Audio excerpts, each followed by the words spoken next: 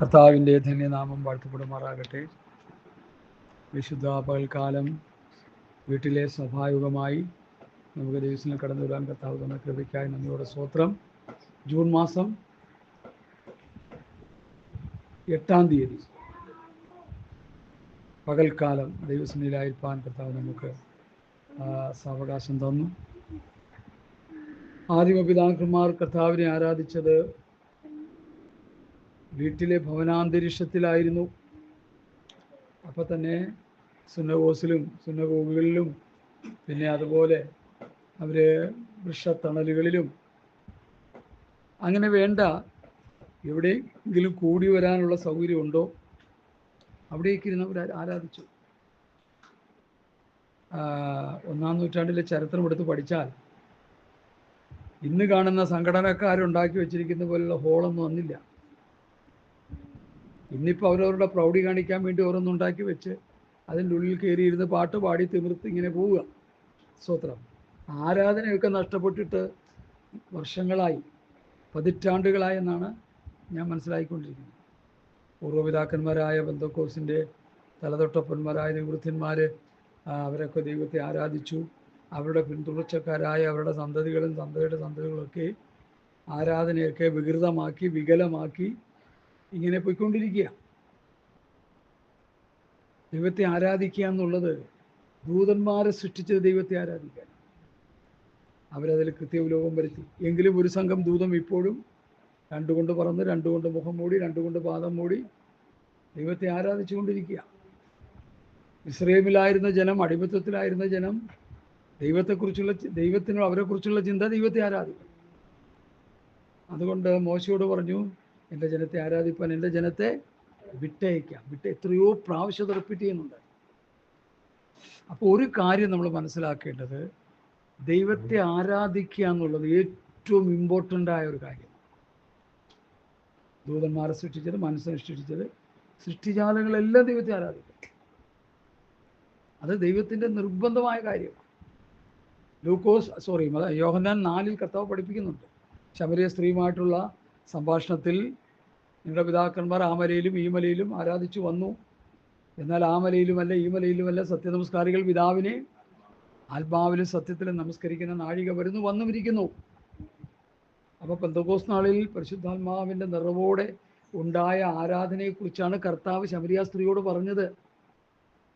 അതുപോലും മനസ്സിലാക്കാൻ കഴിയാത്ത വിശ്വാസികൾ ഇന്ന് ഭൂമിയിലുണ്ടെന്ന് പറഞ്ഞാൽ എന്താ ചിന്തിക്കുന്നത്? കാരണം അത് പറഞ്ഞു കൊടുക്കാനായിട്ട് നാളില്ല. പെന്തക്കോസ്ത് നാളിൽ തുടങ്ങാനിരിക്കുന്ന ആരാധനയെക്കുറിച്ചാണ് കർത്താവ് ആരോട് പറഞ്ഞത്? ശമരിയ സ്ത്രീയോട് പറഞ്ഞത്. ഞാനിത് വേണമെങ്കിൽ നിങ്ങൾക്ക് എടുത്ത് വായിച്ച് കേൾപ്പിച്ചു തരാം. യോഹന്നാൻ്റെ സുവിശേഷം 4-ാം അധ്യായം. നമ്മളെപ്പോഴും വായിക്കുന്ന കാര്യങ്ങൾ അത് എടുത്ത് പറയേണ്ട കാര്യമില്ല. എങ്കിലും ഒന്ന് വായിച്ചു പോകാനായിട്ടുള്ളിൽ ഹേമമുണ്ട്. നിങ്ങൾ അറിയാത്തതിനെ നമസ്കരിക്കുന്നു. 4:22 മുതൽ. ഞങ്ങളോ അറിയുന്നതിനെ നമസ്കരിക്കും. രക്ഷ യഹൂദന്മാരുടെ ഇടയിൽ നിന്നല്ലോ വരുന്നത്. സത്യനമസ്കാരികൾ പിതാവിനെ ആത്മാവിലും സത്യത്തിലും നമസ്കരിക്കുന്ന നാഴിക വരുന്നു, ഇപ്പോൾ വന്നുമിരിക്കുന്നു. ഹല്ലേലൂയ. തന്നെ നമസ്കരിക്കുന്നവർ ഇങ്ങനെയുള്ളവരായിരിക്കണമെന്ന് പിതാവ് ഇച്ഛിക്കുന്നു. ആ വാക്യത്തിൻ്റെ അർത്ഥം എന്താ? തന്നെ നമസ്കരിക്കുക എന്ന് പറഞ്ഞാൽ യേശുവിനെ അല്ല. ആരാധന ആക്ച്വലി പിതാവിനാണ് നമ്മൾ കൊടുക്കേണ്ടത്. നിങ്ങൾ ലേഖനങ്ങൾ എഴുതി നിങ്ങൾ വായിച്ചു നോക്കിയോ? അവിടെ എല്ലാം എൻ്റെ പ്രാരംഭ സമയങ്ങളിൽ പിതാവാം ദൈവത്തിനാണ് ആദ്യം മഹത്വം കൊടുക്കുന്നത്. അത് കഴിഞ്ഞിട്ടാണ് പിന്നെ സ്തോത്രം ഞാൻ ആ വചനത്തിൻ്റെ ഘടന യേശുവിനെ കുറിച്ച് പറയുന്നത്. ദൈവേഷ്ടത്താൽ യേശു ക്രിസ്തുവിൻ്റെ അപ്പോസ്തലനായ പൗലോസും സഹോദരനായ തിമോത്തിയോസും കൊലോസിലുള്ള വിശുദ്ധന്മാരും ക്രിസ്തു വിശ്വസ്തരുമായ സഹോദരന്മാർക്ക് എഴുതുന്നത്, നമ്മുടെ പിതാവാം ദൈവത്തിൽ നിന്ന് നിങ്ങൾക്ക് കൃപയും സമാധാനം ഉണ്ടാകട്ടെ. അതാണ് കൊലോസ് ലേഖനത്തിൻ്റെ ഭാഷ. ഓരോ ലേഖനത്തിലും പിതാവാം ദൈവത്തിൽ നിന്നും കർത്താവായ യേശു ക്രിസ്തുവിൽ നിന്നും നിങ്ങൾക്ക് കൃപയും സമാധാനം ഉണ്ടാകട്ടെ. അപ്പോൾ ഈ പിതാവാം ദൈവം എന്നുള്ള കൺസെപ്റ്റ് നമ്മൾ വിട്ടുകളയരുത്. എപ്പോഴും നമ്മൾ പ്രാർത്ഥിക്കുന്നതെല്ലാം സ്വർഗസ്ഥനായ ഞങ്ങളുടെ പിതാവേ, യേശുവിൻ്റെ നാമത്തിൽ പ്രാർത്ഥിക്കുക. ഇതൊക്കെ ഈ വചനത്തിൻ്റെ ഈ റൂട്ട്, ഈ പ്രോപ്പർ ചാനലൊക്കെ ഇന്ന് കാറ്റിൽ പറത്തി എന്തൊക്കെ ചെയ്യുന്നെന്നൊരു പിടിയില്ല. സ്തോത്രം. പോട്ടെ. സത്യനമസ്കാരികൾ പിതാവിനെ ആത്മാവിലും സത്യത്തിലും നമസ്കരിക്കുന്ന നാഴി വരുന്നു. കണ്ടോ, സത്യനമസ്കാരികൾ പിതാവിനെ, യേശു പറഞ്ഞത് പിതാവിനെ ആത്മാവിലും സത്യത്തിലും നമസ്കരിക്കുന്ന നാഴി വരുന്നു. തന്നെ നമസ്കരിക്കുന്നവർ ഇങ്ങനെയുള്ളവരായിരിക്കണമെന്ന് പിതാവ് ഇച്ഛിക്കുന്നു. ദൈവം ആത്മാവാകുന്നു, അവരെ നമസ്കരിക്കുന്നവർ ആത്മാവിലും സത്യത്തിലും നമസ്കരിക്കും. ഈ യാഥാർത്ഥ്യങ്ങൾ നമ്മൾ കണ്ടില്ലെന്ന് നടിക്കരുത്. വചനത്തിൽ എഴുതിയിരിക്കുന്ന ഈ തിരുവചന സത്യങ്ങളെ നമ്മൾ കണ്ടില്ലെന്ന് നടിക്കരുത്, കോട്ടിക്കളയരുത്, കൂട്ടുചേർക്കരുത്, മറിച്ച് കളയരുത്. അതാ വചനം, പരിശുദ്ധാത്മാവിൽ വിരചിതമായ വചനം അതങ്ങനെ തന്നെയാണ്. അത് മാറ്റാൻ നമുക്ക് ആർക്കും അവകാശമില്ല. പിതാവിനെ ആരാധിക്കണമെന്ന് പൗലോസ് പഠിപ്പിച്ചെങ്കിൽ, കർത്താവ് പഠിപ്പിച്ചെങ്കിൽ നമ്മൾ പിതാവിനെ തന്നെ ആരാധിക്കണം. യേശുക്രിസ്തുവിൻ്റെ നാമത്തിൽ പിതാവിനെ ആരാധിക്കണം. യേശുക്രിസ്തുവിൻ്റെ നാമത്തിൽ പിതാവിനോട് പ്രാർത്ഥിക്കണം. ഇത് ഈ ബ്രദറൻ ടീച്ചേഴ്സൊക്കെ ഇത് നല്ല ശക്തമായി പഠിപ്പിക്കുന്നത്. നമുക്കിപ്പോൾ ആത്മാവ് കയറി കഴിഞ്ഞപ്പോൾ ഒട്ടും വെളിവില്ലാത്തതായി. ഈ വെളിവില്ലാത്ത ആത്മാവാണ് പലരിലും കയറിയിരിക്കുന്നത്. മനസ്സിലാക്കണോ? ഞങ്ങൾ ദൈവത്തിൽ നിന്നുള്ളവരാകുന്നു, ദൈവത്തിൽ നിന്നുള്ളവർ ഞങ്ങളുടെ വാക്ക്, ദൈവത്തിൽ നിന്നല്ലാത്തവർ ഞങ്ങളുടെ വാക്ക് കേൾക്കുന്നില്ല. സത്യത്തിൻ്റെ ആത്മാവ് ഏതെന്നും വഞ്ചനയുടെ ആത്മാവ് ഏതെന്നും ഇതിനാൽ അറിയാം. അപ്പോൾ അവർ അപ്പോസ്തലന്മാർ പറയുന്ന വചനം കേട്ടില്ലെങ്കിൽ ആത്മാവ് പോലും എന്ത് ചെയ്യും? മാറിപ്പോവും. ഞാനല്ല പറയുന്നത്, യോഹന്നാൻ അപ്പോസ്തലൻ പറയുക. സ്തോത്രം. ഈ അപ്പോസ്തലന്മാരുടെ ഉപദേശം നമ്മൾ കേട്ടില്ലെങ്കിൽ അത് തള്ളിക്കളഞ്ഞാൽ കർത്താവിനെ തള്ളിക്കളയുക, പിതാവിനെ തള്ളിക്കളയുക. ഇന്ന് രാവിലെ ഞാനൊരു അച്ചായനോട് സംസാരിച്ചതിനെക്കുറിച്ച്. അച്ചായൻ എന്ത് പറഞ്ഞാൽ സമ്മതിക്കത്തില്ല. തുമ്പും വെളിവില്ലാത്ത പോലുള്ള സംസാരം. ഞാൻ പറഞ്ഞ, അച്ചായ നിങ്ങളെ തള്ളുന്നവൻ എന്നെ തള്ളുന്നു, എന്നെ തള്ളുന്നവൻ എന്നെ അയച്ചവനെ. എന്താണ് അതിൻ്റെ അർത്ഥം? അവർ പറഞ്ഞു വെച്ച ഉപദേശത്തെ തള്ളിക്കളഞ്ഞാൽ നമ്മൾ കർത്താവിനെ തള്ളുകയാണ്, അതിലൂടെ പിതാവിനോട് തള്ളുകയാണ്. പിന്നെ കിടന്ന് എത്ര പ്രാർത്ഥിച്ചാലും കുഴഞ്ഞു പോകത്തേ ഉള്ളൂ. ഈ പ്രോപ്പർ ചാനൽ നമ്മൾ നന്നായിട്ട് മനസ്സിലാക്കണം. യേശു കർത്താവ് ഈ ഭൂമിയിൽ വരുമ്പോൾ, ഇന്നേക്ക് 2000 വർഷങ്ങൾക്ക് മുമ്പ് വന്നതാണ് കർത്താവ്. കർത്താവ് വരുമ്പോൾ നമ്മളാരെങ്കിലും ഉണ്ടോ? 20 തലമുറയുണ്ടോ? 25 തലമുറയുണ്ടോ? ഇല്ല. അന്നുണ്ടായിരുന്ന തലമുറയിൽപ്പെട്ടവരാണ് പത്രോസ്, പൗലോസ്, യോഹന്നാൻ, യാക്കോബ്, യൂദ. പൗലോസ് കർത്താവിൻ്റെ കൂടെ നടന്നില്ലെങ്കിലും അപ്പോസ്തലന്മാരിനേക്കാൾ കൂടുതൽ വചന വെളിപ്പാട് കർത്താവിൻ്റെ സന്നിധിയിൽ നിന്ന് പ്രാപിച്ചു എന്നുള്ളതാണ് എടുത്തു പറയേണ്ട വിഷയം. അപ്പോൾ അപ്പോസ്തലന്മാർ അവർ പറയുന്നതിൽ കേട്ട് അനുസരിക്കുമ്പോഴാണ് ദൈവത്തിന് നമ്മിൽ പ്രസാദം ഉണ്ടാകുന്നത്. ഇതൊരു മർമ്മമാണ്. ഇത് മനസ്സിലാക്കാനായിട്ട് ബുദ്ധിമുട്ടാണ്. നേരെ ചൊവ്വേ ജീവിച്ച് പ്രാർത്ഥിച്ചാൽ ഇത് മനസ്സിലാകും. ഇല്ലെങ്കിൽ ആയുസ്സിൽ മനസ്സിലാകത്തില്ല, നമ്മൾ നശിച്ചു പോവുകയും ചെയ്യും. കർത്താവ് വരുമ്പോൾ നമ്മൾ ആരും ഉണ്ടായില്ല, അവരുണ്ടായിരുന്നു. അവർ പറഞ്ഞു, പഠിപ്പിച്ചു. വരും തലമുറയ്ക്ക് വേണ്ടി ഇവരുടെ വചനത്താൽ എന്നിൽ വിശ്വസിക്കാനിരിക്കുന്നവർക്ക് വേണ്ടി ഞാൻ അപേക്ഷിക്കും. അപ്പം അവർ പറയുന്ന വചനം കേട്ട് വിശ്വസിക്കുന്നവർക്ക് വേണ്ടി പിതാവിനോട് അപേക്ഷിച്ചത്. ഇതൊക്കെ ആത്മീക മർമ്മങ്ങളാണ്. ഇത് മനസ്സിലാക്കാൻ നമുക്ക് ബുദ്ധിമുട്ടുണ്ടെങ്കിലും നമ്മളത് കേട്ട് ഗ്രഹിക്കുക, പ്രിയമുള്ളവരെ. സ്തോത്രം. അപ്പം ആരാധന എന്നുള്ളത് വളരെ പ്രാധാന്യമാണ്. ഇന്ന് ആരാധനയെ വികലമാക്കിയിരിക്കുകയാണ് ഇന്നത്തെ സ്തോത്രം പാസ്റ്റർമാരിൽ നല്ലൊരു പങ്ക്. അവർ ഷൈൻ ചെയ്യുകയാണ്. ആരാധനയിൽ ഷൈൻ ചെയ്യുക, പാട്ടുപാടി മനോഹരമായ വസ്ത്രങ്ങളൊക്കെ ധരിച്ച് മറ്റുള്ളവരുടെ ആകർഷണം പിടിച്ചെടുക്കാൻ വേണ്ടി ചുമ്മാ കിടന്ന് പാട്ടുപാടി കുറേ ബഹളം വയ്ക്കുക. പാട്ടൊന്നും ആരാധനയായിട്ട് ഒരിക്കലും നമുക്ക് പഠിക്കാൻ പറ്റത്തില്ല. വേദപുസ്തകത്തിൻ്റെ ഒരു താളിലും ഒരു വാക്യം പോലും പാട്ട് ആരാധനയാണെന്ന് എഴുതി വെച്ചിട്ടില്ല ദൈവത്തിൻ്റെ പരിശുദ്ധാത്മാവ്. പൗലോസും ശീലാസും പാട്ടുപാടി സ്തുതിച്ചു എന്ന് പറഞ്ഞാൽ ആരാധിച്ചു എന്ന് അവിടെ എഴുതിയിരിക്കുന്നു. പ്രൈസ് ആൻഡ് വേർഷിപ്പ്, ആരാധിച്ചു. അവിടെ ആരാധന നടന്നത്. മർക്കോസിൻ്റെയും ഗസ്റ്ററിൻ്റെയും പാട്ടൊന്നും ഒന്നുണ്ടോ? ഇല്ല. കൊച്ചുകുഞ്ഞുങ്ങളുടെ പാട്ടുണ്ടോ? ഒന്നില്ല. പിന്നെ എങ്ങനെ? ആത്മാവിൽ പാടി, സങ്കീർത്തനങ്ങളാലും സ്തുതികളാലും ആത്മാവിൽ പാടി, അന്യഭാഷയിൽ പാടി ആരാധിച്ചു. അപ്പോഴാണ് കാരാഗ്രഹത്തിൻ്റെ കെട്ടുകൾ പൊട്ടാനിടയായി. ഇപ്പം നമ്മൾ പാടി ആരാധിക്കുമ്പോൾ കെട്ട് മുറുകിക്കൊണ്ടിരിക്കുക. എന്താ കാര്യം? വ്യവസ്ഥ വിട്ടുള്ള പോക്കാണെന്ന് ഇനിയെങ്കിലും പ്രബുദ്ധരായ ദൈവമക്കൾ മനസ്സിലാക്കുക. ദൈവസഭ കൂടി വന്ന് സ്തോത്രം ചെയ്ത് ആത്മാവിൽ ആരാധിക്കും. അത് കഴിഞ്ഞ് 1 or 2 പേര് പ്രാർത്ഥിക്കും. ഇപ്പോൾ ഇവിടെ നിരത്തി പ്രാർത്ഥനയാണ്. ഒരു സഭായത്തിനൊക്കെ 5ഉം 10ഉം പേര് പ്രാർത്ഥിക്കുക. നിങ്ങളത് റെക്കോർഡ് ചെയ്ത് കേട്ടാൽ ആ പ്രാർത്ഥന 10ഉം ഒരുപോലെ ഇരിക്കും, അല്ലേ? അപ്പം അതൊക്കെ ഈ ശൈശവാവസ്ഥകളാണെന്ന് പറയാതിരിക്കാൻ നിർവാഹമില്ല. ആത്മീക ശിശുക്കളെ കൊണ്ട് ഇന്നത്തെ ക്രൈസ്തവ ഗോളം നിറഞ്ഞു കിടക്കുകയാണ്. തിരുവഴുത്തുകളിൽ ദൈവശക്തി അറിയായാൽ തെറ്റിപ്പോകുന്നു. അപ്പം അതുകൊണ്ട് തെറ്റിപ്പോകാതിരിക്കാൻ ഒരൊറ്റ വഴിയേ ഉള്ളൂ, തിരുവഴുത്തുകളെ അറിയേണ്ട പോലെ അറിയുക, ദൈവശക്തി അറിയേണ്ട പോലെ അറിയുക. ദൈവശക്തി, പിശാചിൻ്റെ ശക്തിയെ ദൈവശക്തിയാണെന്ന് പറഞ്ഞ് ആരാധിച്ചുകൊണ്ടിരിക്കുന്ന പെന്തക്കോസുകാരെ ഇഷ്ടം പോലെ ഭൂപ്പറപ്പിലുണ്ടെന്ന് പറഞ്ഞാൽ നിങ്ങൾ വിശ്വസിക്കുമോ? സാക്ഷാൽ സാത്താൻ കിടന്ന് ഉറഞ്ഞു തുള്ളുന്നത് ദൈവാത്മാവിലാണെന്ന് അവർ വ്യാഖ്യാനിച്ചുകൊണ്ടിരിക്കുക. അപ്പം അതുകൊണ്ട് അവരോട് നമുക്ക് പറഞ്ഞ് മനസ്സിലാക്കാൻ പറ്റത്തില്ല. കാരണം അവർ ശൈശവാവസ്ഥയിൽ കിടക്കുക. ഇവിടെ ഒരു കുഞ്ഞുണ്ട്, നമ്മളെല്ലാവരിലും ശിശുവാണ്. പറഞ്ഞ് മനസ്സിലാക്കാൻ പറ്റത്തില്ല, പുള്ളിയെ പറഞ്ഞ് മനസ്സിലാക്കാൻ പറ്റത്തേ ഇല്ല. പിന്നെ കുറേ മയത്തിലൊക്കെ പറഞ്ഞ് അന്വയിപ്പിച്ചൊക്കെ കൊണ്ട്, കാരണം അതിനുള്ള പ്രായമില്ല, ഒരു കുഞ്ഞാണ്. 1 കൊരിന്ത്യർ ലേഖനം 13:11 ഒന്ന് വായിച്ച്. 13:11 ഇത് എപ്പോഴും പറയുന്ന വാക്യങ്ങളാണ്, ഒത്തിരിയല്ല. 1 കൊരിന്ത്യർ 13:11. Hallelujah, hallelujah. ഇത്രയൊക്കെ സമയം എടുക്കണോ? 13:11. ഓ,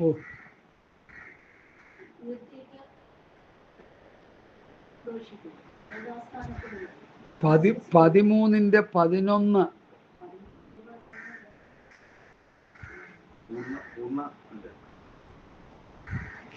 നിങ്ങളൊക്കെ വേദപുസ്തകം ഒരു 100 പ്രാവശ്യം വായിച്ച് പഠിക്കും. നിങ്ങൾക്ക് നാണമില്ലേ?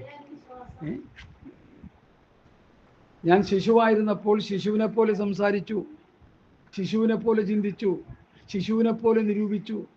പുരുഷനായ ശേഷമോ ശിശുവിനുള്ളത് ത്യജിച്ചു കളഞ്ഞു. ഇത് ലോകം മുഴുവൻ പോകുന്നുണ്ട്, നിങ്ങളുടെ ഈ വായനയുടെ മഹത്വം. എന്നോട് ചോദിച്ചാൽ ഞാൻ പറയും, തെക്കും വടക്കും അറിഞ്ഞൂടാത്ത വിശ്വാസികളാണ് നമ്മുടെ മുമ്പിൽ ഇരിക്കുന്നത്. എന്ത് ചെയ്യാനേ? എനിക്ക് പറയാതിരിക്കാൻ പറ്റുമോ? എനിക്ക് രക്ഷപ്പെടണ്ടേ? എനിക്ക് ആ വാക്യം കാണാതെ അറിയാം, ഞാൻ കാണാതെ പറഞ്ഞു. വേദപുസ്തകം കയ്യിൽ വെച്ചിട്ട് നോക്കി വായിക്കാനായിട്ട് ഉള്ള പരിചയമെങ്കിലും നമുക്കില്ലെങ്കിൽ നമ്മൾ എന്നെ ബന്ധുക്കൂത്ത് തരാം. ഞാൻ അത്രേ പറയുന്നുള്ളൂ. അപ്പം നമ്മളൊരു കാര്യം ഓർക്കേണ്ടത്, ഇന്നത്തെ വിശ്വാസികൾ ആരാ? ശിശുക്കളാണ്. ഒരു മണ്ണാങ്കട്ടെ അറിഞ്ഞുകൂടാത്ത ശിശുക്കൾ. ചുമ്മാ കിടന്ന് പാട്ട് പാടി തുള്ളാൻ നില വെറും അറിയത്തില്ല. ഈ തുള്ളുന്നവരൊക്കെ ഞാൻ വിളിച്ച് മാറ്റി നിർത്തി 2 ചോദ്യം ചോദിച്ചാൽ അവർ പറയത്തില്ല. കാരണം അവർ വചനം പഠിക്കുന്നില്ല, പഠിപ്പിക്കുന്നില്ല. സ്തോത്രം. ക്രൂശിൻ്റെ വചനം നശിച്ചു പോകുന്നവർക്ക് പോഷത്വം, രക്ഷിക്കപ്പെടുന്ന നമുക്ക് ദൈവശക്തി, ദൈവത്തിൻ്റെ ശക്തി ഈ വചനത്തിലുണ്ട്. വചനം വായിക്കുമ്പോൾ തെറ്റിക്കരുത്. ഞങ്ങൾക്ക് കിട്ടിയ ട്രെയിനിങ് അതാ, അറിയാമല്ലോ. ഒരു വാക്യം വായിച്ച് തെറ്റിയാൽ ഞങ്ങളുടെ പഴയ ഉപദേഷ്ടാവ് 94-കാരൻ അയാളെ കൊണ്ട് വായിപ്പിക്കത്തില്ല, മാറിയിരിക്കാൻ പറയും. നന്നായിട്ട് വായിക്കുന്ന ആരെങ്കിലും വായിക്കുക. അതിന് പിണങ്ങിയവരുണ്ട്. പിണങ്ങിയാലൊന്നും ഇവിടെ വിഷയമൊന്നുമല്ല. ഇവിടെ പിണക്കമൊന്നുമല്ല വിഷയം, കാര്യം കൃത്യം പോലെ ചെയ്യുക എന്നുള്ളതാണ്. സ്തോത്രം. അതുകൊണ്ട് പ്രിയമുള്ളവരെ, ഈ ശൈശവാവസ്ഥ വിടുക. ശൈശവാവസ്ഥ വിടാൻ എന്ത് ചെയ്യണം? കർത്താവായ യേശുക്രിസ്തുവിൻ്റെ പത്യവചനവും ഭക്തിക്കൊത്ത് ഉപദേശവും വായിക്കുകയും പഠിക്കുകയും കേൾക്കുകയും അനുസരിക്കുകയും ചെയ്യുക. Obey the word of God, അനുസരിക്കുക. മോശയുടെ ന്യായപ്രമാണം ഇസ്രായേൽ മക്കൾ അനുസരിച്ചില്ല.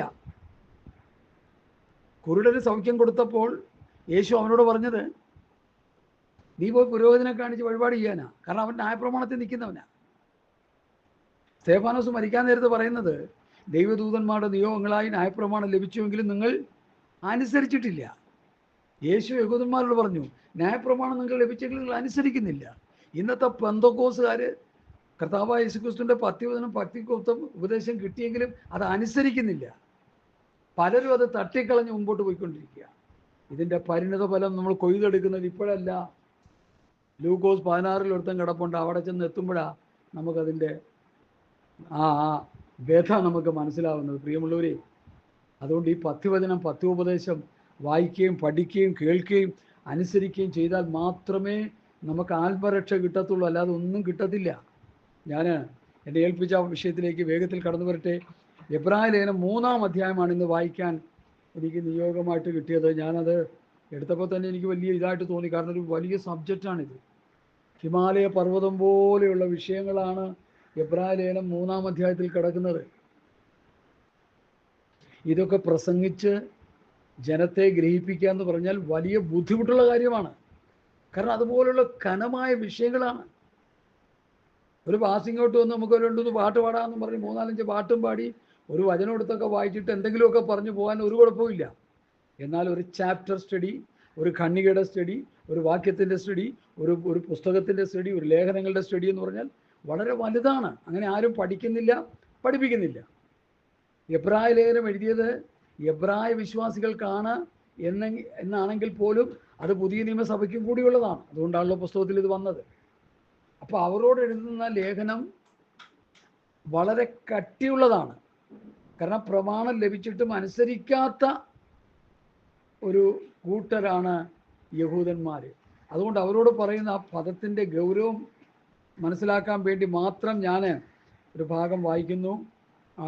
എബ്രായ ലേഖനം 10-ാം അധ്യായത്തിൻ്റെ 26 മുതലുള്ള വാക്യങ്ങൾ. 10-26 മുതൽ. സത്യത്തിൻ്റെ പരിജ്ഞാനം ലഭിച്ച ശേഷം നാം മനഃപൂർവ്വം പാപം ചെയ്താൽ പാപങ്ങൾക്ക് വേണ്ടിയൊരു യാഗവും ശേഷിക്കാതെ ന്യായവിധിക്കായി ഭയങ്കരമായൊരു പ്രതീക്ഷയും എതിരാളികളെ ദഹിപ്പിക്കുവാനുള്ള ക്രോധാഗ്നിമേ ഉള്ളൂ. മോശയുടെ ന്യായപ്രമാണം അനുസരിക്കാത്തവന് കരുണ കൂടാതെ 2-3 സാക്ഷികളുടെ വാമൊഴി കേട്ട് മരണശിക്ഷ കൽപ്പിക്കുന്നുവല്ലോ. ഇനി അടുത്തെന്താ പറയുന്നത്? ദൈവപുത്രനെ ചവിട്ടിക്കളയുകയും വിശുദ്ധീകരിച്ച നിയമരക്തത്തെ മലിനമെന്നെണ്ണുകയും കൃപയുടെ ആത്മാവിനെ നിന്ദിക്കുകയും ചെയ്യുന്നവൻ എത്ര കഠിനമേറിയ ശിക്ഷയ്ക്ക് പാത്രമാകുമെന്ന് വിചാരിപ്പീൻ. പ്രതികാരം എനിക്കുള്ളത്, ഞാൻ പകരം വീട്ടും എന്ന് കർത്താവ് തൻ്റെ ജനത്തെ ന്യായം വിധിക്കുമെന്നും അരുളി ചെയ്തവനെ നാം അറിയുന്നുവല്ലോ. ജീവനുള്ള ദൈവത്തിൻ്റെ കയ്യിൽ വീഴുന്നത് എത്ര ഭയങ്കരം. അപ്പം ആ വാക്യത്തിൻ്റെ ഘടന നോക്കിയേ. മോശയുടെ ന്യായപ്രമാണം അനുസരിക്കാത്തവന് ശിക്ഷ, ക്രിസ്തുവിൻ്റെ ന്യായപ്രമാണം അനുസരിക്കാത്തവനും ശിക്ഷ. ഇതൊക്കെ നമ്മൾ അതിൻ്റെ വ്യവസ്ഥാപിതമായ നിലയിൽ പഠിച്ചു കഴിയുമ്പോഴേ കാര്യങ്ങൾ മനസ്സിലാകത്തുള്ളൂ. എന്തെങ്കിലുമൊക്കെ ഞങ്ങളുടെ കർത്താവിദാസൻ പറയുന്നത് ഒരു വാക്യം വായിച്ചിട്ട് എന്തെങ്കിലുമൊക്കെ പറയുക, അതിന് പ്രസംഗം എന്ന് പറഞ്ഞ് പേരിട്ട് കൊടുക്കുക ആൾക്കാർ. അങ്ങനെയല്ല. ഒരു ചാപ്റ്റർ വായിച്ചാൽ അല്ലെങ്കിൽ ഒരു ഖണ്ഡിക വായിച്ചാൽ എന്ത് വിഷയമാണ് അതിൽ ഉള്ളടക്കം ചെയ്തിരിക്കുന്നതെന്ന് ജനത്തിന് പറഞ്ഞ് മനസ്സിലാക്കി കൊടുക്കണം. ഇവിടെ എബ്രായ ലേഖനത്തിൻ്റെ ഒരു ഭാഷ ഞാൻ വായിച്ചത്, മോശയുടെ പ്രമാണം അനുസരിക്കാത്തവന് ശിക്ഷ, ക്രിസ്തുവിൻ്റെ പ്രമാണം അനുസരിക്കാത്തവന് ശിക്ഷ. ഒരിക്കൽ മരണവും പിന്നെ ശിക്ഷയും ശാവിധിയും മനുഷ്യർക്ക് ദൈവം നിയമിച്ചിരിക്കുക. ഇതൊക്കെ നമ്മൾ മനസ്സിലാക്കണം. ഒരിക്കൽ മരണവും പിന്നെ ന്യായവിധിയും ദൈവം മനുഷ്യർക്ക് നിയമിച്ചിരിക്കുന്നു. ന്യായവിധി, ശിക്ഷാവിധി.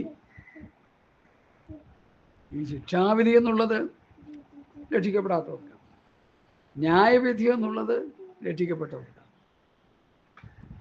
അതാ പദം അങ്ങോട്ടും ഇങ്ങോട്ടും ഒക്കെ പ്രയോഗിക്കുന്നുണ്ട്. നമ്മളതൊന്ന് മനസ്സിലാക്കിയിരിക്കാൻ ഞാൻ പറഞ്ഞതേ ഉള്ളൂ. അപ്പോൾ സ്തോത്രം. എബ്രായ ലേഖനം 3-ാം അധ്യായത്തിലേക്ക് നമ്മൾ വരികയാണ്. 3-ാം അധ്യായമാണ് പഠനം. അതുകൊണ്ട് വിശുദ്ധ സഹോദരന്മാരെ, സ്വർഗീയ വിളിക്ക് ഓഹരിക്കാരായുള്ളവരെ, നാം സ്വീകരിച്ച് പറയുന്ന അപ്പോസ്തലനും മഹാപുരോഹിതനുമായ യേശുവിനെ ശ്രദ്ധിച്ചു നോക്കുക. അതുകൊണ്ട് വിശുദ്ധ സഹോദരന്മാരെ, പുതിയ നിയമത്തിലെ സഹോദരന്മാരെ പൗലോസ് വിളിക്കുന്ന വിശുദ്ധ സഹോദരന്മാരെ, വിശുദ്ധന്മാരാണ്. പൗലോസ് ലേഖനം പഠിക്കുമ്പോൾ വിശുദ്ധന്മാരും പ്രിയരും എന്നാണ് നമുക്ക് കാണാൻ കഴിയും. വിശുദ്ധിയോടെ ജീവിക്കേണ്ട പ്രമാണമുള്ള ജനമാണ് വിശുദ്ധ സഹോദരന്മാരെ നമ്മൾ വിളിക്കുന്നത്. ലോകത്തുള്ള അശുദ്ധിയിൽ മുഴുവൻ കിടന്ന് തലകുത്തി മറിഞ്ഞിട്ട് വിശുദ്ധ സഹോദരന്മാരെ എന്ന് വിളിച്ചാൽ അത് ശരിയാകത്തില്ല. പഥ്യവചനം, പഥ്യോപദേശം പ്രസംഗിക്കുകയും അതനുസരിക്കുകയും ചെയ്യുമ്പോഴാണ് വിശുദ്ധ സഹോദരന്മാരായി നമ്മൾ മാറുന്നത്. ഈ വചനത്തിന് പഥ്യമുണ്ട്. പഥ്യം തെറ്റിക്കാൻ പാടില്ല. പഥ്യം തെറ്റിച്ചാൽ എന്ത് പറ്റും? ഗുരുതരമായ വീഴ്ചയിലേക്ക് പോകാനിടയായി. ഞാൻ ആ ഭാഗത്തേക്ക് പോകുന്നില്ല. ഇവിടെ വിശുദ്ധ സഹോദരന്മാരെ, അതുകൊണ്ട് വിശുദ്ധ സഹോദരന്മാരെ, സ്വർഗീയ വിളിക്ക് ഓഹരിക്കാരായുള്ളവരെ. നമ്മൾ ആരാ? സ്വർഗീയ വിളിക്ക് ഓഹരിക്കാരാണ്. സ്വർഗീയ വിളി. കുറഞ്ഞ പുള്ളികളൊന്നുമല്ല നമ്മൾ. സ്വർഗത്തിലെ ദൈവം നമ്മെ വിളിച്ചു. ശമൂവേലിനെ വിളിച്ചു ദൈവം. ശമൂവേലേ ശമൂവേലേ എന്ന് വിളിച്ചു. അതൊരു സ്വർഗീയമായ വിളിയാണ്. ദർശനം നങ്ങിയ ഏലി പുരോഹിതന് ആ വിളി കേട്ടിട്ട് മനസ്സിലായില്ല. എന്നെ വിളിച്ചോ എന്ന് ഏലി പുരോഹിതൻ്റെ അടുക്കൽ വന്ന് ശമൂവേൽ കുഞ്ഞ് ചോദിക്കുമ്പോൾ പുരോഹിതൻ പറയുന്നത് എന്താ? പുള്ളിക്കൊന്നും മനസ്സിലായില്ല. 2 പ്രാവശ്യം വിളിച്ചു. 3-ാം പ്രാവശ്യം വിളിച്ചപ്പോൾ മനസ്സിലായി വിളി കേട്ട് ശീലമുള്ളതാണ് ആര്? ഏലി പുരോഹിതൻ. ഇനി വിളിക്കുന്നെങ്കിൽ യഹോവയെ അരുളി ചെയ്യണമേ, അടിയൻ കേൾക്കാമെന്ന് പറയണം എന്ന് പറഞ്ഞു. അപ്പോൾ അങ്ങനെ വിളിച്ചപ്പോൾ 3-ാമതും വിളിച്ചപ്പോൾ ശമൂൽ അങ്ങനെ പറഞ്ഞു. ശമൂലിനോട് ദൈവം അരുളപ്പാടുകൾ കൊടുത്തു. അരുളപ്പാടിൽ ഒരു പ്രധാന വിഷയം ഏലി പുരോഹിതൻ്റെ മേൽ വരുന്ന ശിക്ഷാവിധി കൂടി അവിടെ പറഞ്ഞു വയ്ക്കാനിടയായി. ഏലി ഒരു പുരോഹിതനാണെങ്കിലും പാപം ചെയ്ത മക്കളെ ശിക്ഷിക്കാത്തത് കൊണ്ടും ശാസിച്ച് തർജ്ജനം ചെയ്യാത്തത് കൊണ്ടും യഹോവയുടെ പെട്ടകം പിടിക്കപ്പെട്ടു പോയി എന്ന് കേട്ടപ്പോൾ ഏലി പുരോഹിതൻ പുറകോട്ട് മറിഞ്ഞു വീണ് പെടലി ഒടിഞ്ഞു കഴുത്തൊടിഞ്ഞു മരിച്ചു എന്നാണ് പുസ്തകം പഠിപ്പിക്കുന്നത്. ഫിനെഹാസും ഒഫ്നിയൊക്കെ എന്ത് പറ്റി? ദൈവത്തിൻ്റെ ശിക്ഷയേറ്റ് മരിക്കാനിടയായി. ഈ പഴയ നിയമത്തിലെ പ്രധാനമായ ചില വിഷയങ്ങൾ എടുത്ത് പഠിക്കുമ്പോൾ വചനം അനുസരിച്ചില്ലെങ്കിൽ അവിടെയും വലിയ ശിക്ഷ തന്നെ ആ ജനത്തിന് ദൈവം കൊടുത്തുകൊണ്ടിരുന്നത്. അതിനെയൊക്കെ ലഘൂകരിച്ച് പറഞ്ഞുകൊണ്ടിരിക്കാൻ നമ്മളിപ്പോൾ പാടില്ല. ഇത് കൃപായുഗമായതുകൊണ്ട് തക്ക സമയത്ത് ശിക്ഷ കിട്ടിയില്ലെങ്കിലും കുറച്ച് കഴിയുമ്പോൾ ശിക്ഷ കിട്ടും, ഉറപ്പ്. അതുകൊണ്ട് നമ്മൾ സ്വർഗീയ വിളിക്ക് ഓഹരിക്കാരാണെന്നുള്ളൊരു ചിന്ത നമുക്കുണ്ടാകും. നമ്മൾ ഇസ്രായേൽ മക്കളെ പോലെയല്ല, സ്വർഗീയമായ വിളി. കർത്താവ് പത്രോസിനെ വിളിച്ചു, യോഹന്നാനെ വിളിച്ചു, യാക്കോബിനെ വിളിച്ചു, യൂദയെ വിളിച്ചു, മത്തായിയെ വിളിച്ചു, ലൂക്കോസിനെ വിളിച്ചു, ഓരോരുത്തരെയും വിളിച്ചു. അതെല്ലാം സ്വർഗീയമായ വിളിയായിരുന്നു, നിത്യതയിലേക്കുള്ള വിളിയായിരുന്നു. അപ്പം നമ്മളെയും വിളിച്ചിരിക്കുന്നത് ഈ സ്വർഗീയ വിളിയാണ്. പെന്തക്കോസ്തുകാരനായി ജീവിച്ച് നരകത്തിൽ പോകാനല്ല, സ്വർഗീയമായ വിളി കേട്ടനുസരിച്ച വിളിക്കനുസരിച്ച് അനുയോജ്യമായ ജീവിതം നയിച്ച് നിത്യതയിലേക്ക് പോകാനാണ് ദൈവം നമ്മെ വിളിച്ചിരിക്കുന്നത്. ഹല്ലേലൂയ. സ്വർഗീയമായ വിളി. എബ്രായലേഖനം 12-ാം അധ്യായത്തിൽ നമുക്ക് ഒരു വിളിയെക്കുറിച്ച് കാണുന്നുണ്ട്. അതെന്താണ്? എബ്രായലേഖനം 12-ാം അധ്യായത്തിൽ സഹോദരന്മാരെ, സാക്ഷികളുടെ ഇത്ര വലിയൊരു സമൂഹം നമുക്ക് ചുറ്റും നിൽക്കുന്നുണ്ട്. സ്തോത്രം. സാക്ഷികളുടെ ഇത്ര വലിയൊരു സംഭവം നമുക്ക് ചുറ്റും നിൽക്കുന്നുണ്ട്. സകല ഭാരവും മുറുകെ പറ്റുന്ന പാപവും വിട്ട് മുമ്പിൽ വെച്ചിരിക്കുന്ന ഓട്ടം സ്ഥിരതയോടുകൂടുക, വിശ്വാസത്തിൻ്റെ നായകനും പൂർത്തി വരുത്തുന്നവനുമായ യേശുവിനെ നോക്കുക. ഇവിടെ സ്വർഗീയ വിളിക്ക് ഓഹരിക്കാരായുള്ളവരെ നാം സ്വീകരിച്ചു പറയുന്ന അപ്പോസ്തലനും മഹാപുരോഹിതനുമായ യേശുവിനെ ശ്രദ്ധിച്ചു നോക്കുക. അവിടെയും എബ്രായരോട് പൗലോസ് പറയുന്നത് യേശുവിനെ നോക്കാനാ, ഇവിടെ ശ്രദ്ധിച്ചു നോക്കാനാ. ഈ യേശുവിനെ നോക്കാന്ന് പറഞ്ഞാൽ എന്താണ് അതുകൊണ്ട് അർത്ഥമാകുന്നത്? യേശുവിൻ്റെ ഫോട്ടോ വെച്ച് നോക്കാനാണോ?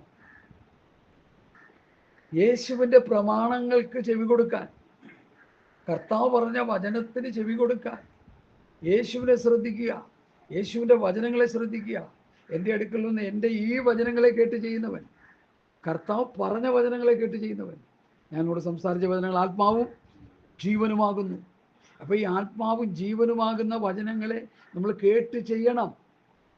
അങ്ങനെ ചെയ്താലേ പിതാവിന് നമ്മൾ പ്രസാദമുള്ള ദൈവമക്കളായി തീരുന്നുള്ളൂ. പിതാവാണ് യേശുവിനെ ലോകത്തിലേക്ക് അയച്ചത്. നമ്മുടെ പാപത്തിന് പരിഹാരകനായിട്ടാണ് പുത്രനെ ദൈവം അയച്ചത്. ആ പുത്രനെ നമ്മൾ സ്വീകരിക്കണം, പുത്രനെ നമ്മൾ ശ്രദ്ധിച്ചു നോക്കണം, ആ പുത്രൻ്റെ വചനങ്ങളെ ശ്രദ്ധിച്ച് കേൾക്കണം, അത് കേട്ട് പഠിക്കണം, അത് അനുസരിക്കണം. ഈ വചനം കേട്ട് അനുസരിക്കുക എന്ന് പറഞ്ഞാൽ വളരെ ബുദ്ധിമുട്ടുള്ള കാര്യമാണ്. കേട്ടുകൊണ്ടിരിക്കാൻ എല്ലാവർക്കും കഴിയും, എല്ലാവരും കേട്ടുകൊണ്ടിരിക്കുക. അത് കേട്ട് അനുസരിക്കാൻ പാടാ. ഇപ്പം എന്താ നമ്മൾ ചെയ്യേണ്ടതിന്? കേട്ടനുസരിക്കാൻ ദൈവമേ എനിക്ക് കൃപ തരണമേ എന്ന് പ്രാർത്ഥിക്കുക. അതിനനുസരിക്കാനുള്ള കൃപ തരണമേ, കേട്ടനുസരിക്കാനുള്ള കൃപ തരണമേ, ദൈവത്തോട് നിലവിളിച്ച് പ്രാർത്ഥിക്കുക. അങ്ങനെ പ്രാർത്ഥിക്കുമ്പോൾ മാത്രമേ ഈ കൃപ തരത്തുള്ളൂ. അല്ലെങ്കിൽ പിശാച് ഈ വചനത്തെ നമ്മുടെ ഹൃദയത്തിൽ നിന്ന് എടുത്തുകളയും. വഴിയരികെ വീണ വിത്ത് പോലെ ആയിത്തീരും. വഴിയരികെ വീണ വിത്തിൻ്റെ അവസ്ഥ എന്താണ്? കേട്ട് ഗ്രഹിക്കാഞ്ഞാൽ പറവ ഒന്ന് കൊത്തിയെടുക്കുന്നു. ഈ പറവ സാത്താനായിട്ടല്ലേ കർത്താവ് പഠിപ്പിച്ചത്. ഇന്നത്തെ പെന്തക്കോസ്തുകാർ കേട്ട വചനങ്ങളൊക്കെ അവരുടെ ഹൃദയത്തിൽ വീണ് ഫലം കായ്ച്ചെങ്കിൽ അവരെല്ലാം സ്വർഗീയമായ അനുഭവം ജീവിതം നയിക്കുന്നവരായി തീർന്നു തന്നെ. വളരെ ആത്മീയമായി ഉയർന്ന നിലവാരമുള്ള ദൈവമക്കളായി തീർന്നു തന്നെ. എന്തുകൊണ്ടാണ് അങ്ങനെ സംഭവിക്കാത്തത്? പറവയാകുന്ന സാത്താൻ വന്ന് അത് കേട്ട് ഗ്രഹിക്കാതിരുന്നത് കൊണ്ട് പ്രാർത്ഥനയോടെ വളരെ താഴ്മയോടെ വിനയത്തോടെ ദൈവസ്ഥനിക്കുന്ന വചനങ്ങൾ കേട്ട് ഗ്രഹിക്കാൻ കഴിയാത്തതുകൊണ്ട് അത് മുഴുവൻ സാത്താൻ അടിച്ചു മാറ്റി അവിടെ ഹൃദയം മുഴുവൻ എംപ്റ്റി ആയിപ്പോയി, കാലിയായിപ്പോയി. വചനം എന്നൊരു സംഭവമായി ഹൃദയത്തിലില്ല. വചനം ഹൃദയത്തിലില്ല പലർക്കും. യേശുവിൻ്റെ ഹൃദയത്തിൽ വചനം ഉണ്ടായത് കൊണ്ടുണ്ട ഗുണം എന്തായിരുന്നു? സാത്താൻ്റെ 3 പരീക്ഷകളെയും കർത്താവ് എന്ത് ചെയ്തു? ജയിക്കാനിടയായി. വചനമെന്ന വാളെടുത്ത് വെട്ടാനിടയായി. ഇന്ന് വചനം ഇവിടെ ഞായറാഴ്ച വരുമ്പോൾ കുറേ വചനം കേൾക്കും. രാത്രി പ്രാർത്ഥനയ്ക്ക് ഇരിക്കുമ്പോൾ ഉണക്ക പ്രാർത്ഥന എന്തെങ്കിലുമൊക്കെ കേട്ടിട്ട് ഇങ്ങനെ പോവും. പിന്നെ വീട്ടിൽ ഇരുന്ന് സ്ഥിരമായി ദൈവവചനം വായിച്ച് പഠിച്ച് പ്രാർത്ഥിച്ച് മുന്നോട്ട് പോകുന്ന ക്രിസ്ത്യാനികൾ ഭൂമി മഷിയിട്ട് നോക്കിയാൽ കാണാനില്ല. നല്ല കഥ. 24 മണിക്കൂറിൽ 12 മണിക്കൂറും മാന്തിക്കൊണ്ടിരിക്കുന്നവരാ ഫോണിൽ കിടന്നെടുക്കും. ഞാനും ഫോണിൽ മാന്താറുണ്ട്. പക്ഷെ നമുക്ക് ആവശ്യമായ വചനങ്ങൾ നമ്മൾ കർത്താവിൽ നിന്ന് പ്രാപിച്ചെടുക്കണം. സ്തോത്രം. ഞാൻ കർത്താവിൽ നിന്ന് പ്രാപിക്കുകയും നിങ്ങൾ കേൾപ്പിച്ചു തരികയും ചെയ്തു. കർത്താവിൽ നിന്ന് പ്രാപിക്കണോ വചനം? വചന പഠനത്തിനായി ഒരു ദിവസം 1 മണിക്കൂറെങ്കിലും അല്ലെങ്കിൽ അരമണിക്കൂറെങ്കിലും ദൈവമക്കൾ ചെലവഴിക്കണം. എനിക്കറിയാം വചനം വായിക്കാത്ത ദൈവമക്കളായിരുന്നു ഭൂമി കൂടുതലുണ്ട്. വചനം വായിക്കുകയില്ല, പ്രാർത്ഥിക്കുകയില്ല. ഞായറാഴ്ച വന്ന് കിടന്ന് ഈ സാത്താൻ ഉറഞ്ഞ് തുള്ളുന്ന പോലെ കിടന്ന് തുള്ളിയിട്ട് എൻ്റെയൊക്കെ പോകും. അപ്പോൾ അവർ പറയുന്നത് ഭയങ്കര സന്തോഷമായിരുന്നു. പിറ്റേ ദിവസം കയറെടുക്കാൻ നോക്കും ചാകാൻ പ്രശ്നം വരുമ്പോൾ. എന്താ കാര്യം? ഈ തുള്ളൽ മാത്രമേ ഉള്ളൂ. ഒരു സന്തോഷവുമില്ല, ഒരു സമാധാനവുമില്ല, ഒരു പ്രത്യാശയില്ല. വചനത്തിലൂടെ സന്തോഷവും സമാധാനവും പ്രത്യാശയും ഒക്കെ പ്രാപിച്ചെടുക്കാൻ വിശ്വാസികൾക്ക് കഴിയുന്നില്ല. അതുകൊണ്ട് ഞാൻ കൈകൂപ്പി പറയുക, ഒരു ദിവസം കുറഞ്ഞപക്ഷം അരമണിക്കൂറെങ്കിലും ദൈവവചനം ധ്യാനിക്കുകയും 1-2 മണിക്കൂറെങ്കിലും പ്രാർത്ഥിക്കുകയും ചെയ്യുന്നില്ലെങ്കിൽ നിങ്ങളുടെ ചീട്ട് സാത്താൻ കീറുമെന്നുള്ളത് ഉറപ്പ്. കാരണം അവന് പേടിയുള്ളത് വചനം ഉള്ളിലുള്ള ദൈവമക്കളെയാണ്. വചനം ഉള്ളിലുള്ള ദൈവമക്കളെയാണ് അവന് പേടി. ആരും അവന് പേടിയില്ല. തിരുവെഴുത്തുകളെ നന്നായി ഗ്രഹിച്ച് മനസ്സിലാക്കിയിരിക്കുന്ന ദൈവമക്കളിനെയും ദൈവദാസന്മാരുടെ അടുക്കൽ പിതാവിന് ഒരു കളിയും നടക്കത്തില്ല. അല്ലാത്തവരെയൊക്കെ അവനടുത്ത് 6 അടിക്കും. അതുകൊണ്ട് ഞാനിത് എന്തിനാ പറയുന്നത്? നമ്മൾ വചനം വായിച്ച് ധ്യാനിക്കുക. നമ്മുടെ മേൽ വിളിച്ചിരിക്കുന്ന വിളി എന്നാലുള്ള വിളിയാ? സ്വർഗീയമായ വിളിയാ, ഉന്നതമായ വിളിയാ, ശ്രേഷ്ഠമായ വിളിയാ. പത്രോസ് പറയും, നിങ്ങളുടെ വിളിയും തെരഞ്ഞെടുപ്പും ഉറപ്പാക്കാൻ ശ്രമിപ്പീൻ. ഉന്നതമായ വിളി കേട്ട് ഇറങ്ങി തിരിച്ചാൽ നമ്മൾ ആ വിളിയെ ഉറപ്പാക്കണം. എങ്ങനെയാണ് വിളിയെ ഉറപ്പാക്കുന്നത്? പണ്ടൊരു പാസ്റ്റർ വിളിയും തെരഞ്ഞെടുപ്പും ഉറപ്പാക്കുമെന്നൊരു വിഷയം എടുത്ത് പ്രസംഗിച്ചിട്ട് എങ്ങനെയാണ് അത് ഉറപ്പാക്കുന്നതെന്ന് പറയാതെ പ്രസംഗം നിർത്തി. എനിക്കന്ന് ഭയങ്കര സങ്കടമായിപ്പോയി. കാരണം നമ്മൾ ഈ വചനമൊക്കെ പഠിച്ചുകൊണ്ടിരിക്കുന്നുണ്ടേ ഈ വചനവിരുദ്ധമായ കാര്യങ്ങൾ പറയുമ്പോൾ നമുക്ക് സങ്കടമാണ്. വചനവുമായിട്ട് ഒരു ബന്ധവുമില്ലാത്ത നിലയിൽ കാര്യങ്ങൾ പറയുമ്പോൾ നമുക്കതൊരു വിഷമമാണ്. വിളിയും തിരഞ്ഞെടുപ്പും എങ്ങനെയാണ് ഉറപ്പാക്കാൻ ശ്രമിക്കുന്നത്? ഹല്ലേലൂയ. അതുകൊണ്ട് സഹോദരന്മാരെ, നിങ്ങളുടെ വിളിയും തിരഞ്ഞെടുപ്പും ഉറപ്പാക്കാൻ ശ്രമിപ്പീൻ. എന്നാൽ 2 പത്രോസ് 1:10 പറയുന്നു, എങ്ങനെ വിളിയും തിരഞ്ഞെടുപ്പും ഉറപ്പാക്കണം? വിശ്വാസത്തോട് വീര്യവും, വീര്യത്തോട് പരിജ്ഞാനവും, പരിജ്ഞാനത്തോട് ഇന്ദ്രിയവും, ഇന്ദ്രിയത്തോട് സ്ഥിരതയും, സ്ഥിരതയോട് ഭക്തിയും, ഭക്തിയോട് സഹോദരപ്രീതിയും, സഹോദരപ്രിയോട് സ്നേഹം കൂട്ടിക്കോടിരിക്കണം. ഇവ നിങ്ങൾക്കുണ്ടായി വർദ്ധിക്കുന്നുവെങ്കിൽ നിങ്ങൾ നമ്മുടെ കർത്താവായ യേശുവിൻ്റെ പരിജ്ഞാനം, യേശുക്രിസ്തുവിൻ്റെ പരിജ്ഞാനം സംബന്ധിച്ച് ഉത്സാഹമില്ലാത്തവരും നിഷ്ഫലന്മാരുമായിരിക്കില്ല. അവയില്ലാത്തവനോ കുരുടനത്രേ. അവൻ ക്രിസ്തുദൃഷ്ടിയുള്ളവനും തൻ്റെ പാപങ്ങളുടെ മുമ്പിലത്തെ പാപങ്ങളുടെ ശുദ്ധീകരണം മറന്നവനും തന്നെ. അതുകൊണ്ട് നിങ്ങളുടെ വിളിയും തിരഞ്ഞെടുപ്പ് ഉറപ്പാക്കാൻ ശ്രമിക്കണം. എങ്ങനെ വിളിയും തിരഞ്ഞെടുപ്പ് ഉറപ്പാക്കാൻ ശ്രമിക്കും? ഹലോ, എങ്ങനെയാണ് വിളിയും തിരഞ്ഞെടുപ്പ് ഉറപ്പാക്കാൻ ശ്രമിക്കുന്നത്? വിശ്വാസത്തോട് വീര്യവും, വീര്യത്തോട് പരിജ്ഞാനവും, പരിജ്ഞാനത്തോട് ഇന്ദ്രിയവും, ഇന്ദ്രിയത്തോട് സ്ഥിരതയും, സ്ഥിരതയോട് ഭക്തിയും, ഭക്തിയോട് സഹോദരപ്രീതിയും, സഹോദരപ്രീതിയോട് സ്നേഹവും കൂട്ടിക്കോടിരുന്നോളും. അത് തന്നൊരു വലിയ മെസ്സേജാണ്. ഇത് ഈ വിഷയത്തിൻ്റെ ഇടയിൽ കയറി വന്നോട്ട് ഞാൻ പറഞ്ഞത്. ഒരു മെസ്സേജായിട്ട് നമുക്കത് ധ്യാനിക്കണം, പഠിക്കണം. സ്തോത്രം.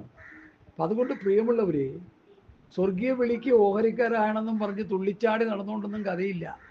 ആ വിളി ഉറപ്പാക്കണം. നമ്മുടെ മേലുള്ള വിളി തിട്ടപ്പെടുത്തിയെടുക്കണം. അതിനാണ് 7 കൂട്ടം കാര്യങ്ങൾ ചെയ്ത് ഉറപ്പിക്കണം. ആരാ ഇന്ന് ചെയ്യുന്നേ?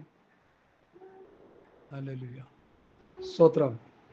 സ്വർഗീയ വിളിക്ക് പോയിരിക്കാറില്ല. എഫേസ്യ ലേഖനത്തിൽ ഒരു വിളിയെക്കുറിച്ച് പറയുന്നുണ്ടല്ലോ അവിടെ. അറിയാവുന്നവരടുത്തൊന്ന് വായിച്ചേ. എഫേസ്യ ലേഖനം.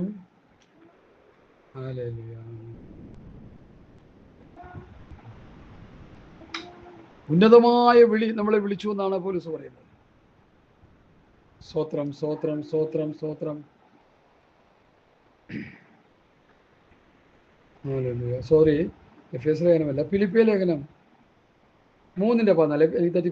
ഫിലിപ്പിയർ 3:14, 2 തിമോഥെയോസ് 1:9. ഈ രണ്ട് വാക്യങ്ങളൊന്ന് വായിച്ചേ, പെട്ടെന്ന് വായിച്ചേ. കിട്ടിയ? ആ ആ ആ ക്രിസ്തുവേശുവിൽ ദൈവത്തിന്റെ പരമവിളിയുടെ വിരുദ്ധനായി.